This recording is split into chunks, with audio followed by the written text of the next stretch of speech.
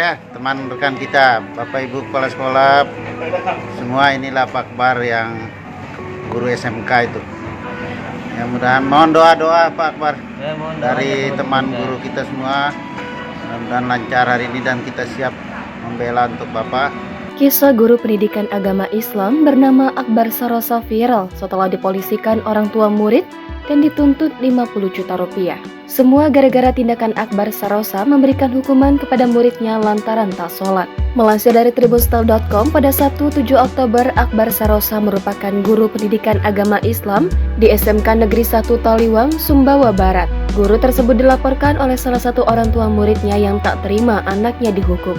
Pasalnya, anak tersebut mangkir dari sholat berjamaah di sekolah. Sehingga Akbar pun menghukum beberapa murid tersebut. Tak terima anaknya mendapat hukuman, salah satu orang tua murid akhirnya melaporkan Akbar ke polisi.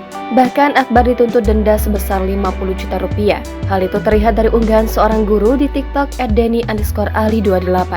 Ia pun meminta dukungan dan doa netizen agar rekan sesama guru tersebut mendapatkan keadilan.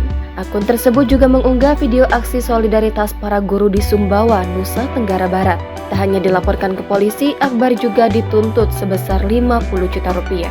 Kronologi kejadian tersebut adalah seusai Akbar yang menyuruh siswanya untuk sholat berjamaah karena sudah masuk waktu zuhur. Namun terdapat 3 orang siswa yang enggan melakukan sholat berjamaah, sehingga Akbar mencoba untuk menegurnya namun tak diindahkan.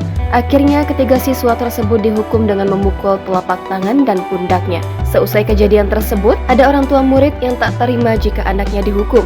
Akbar kemudian dilaporkan ke polisi hingga dituntut 50 juta rupiah atas perlakuannya tersebut. Download Tribun X sekarang, menghadirkan lokal menjadi Indonesia.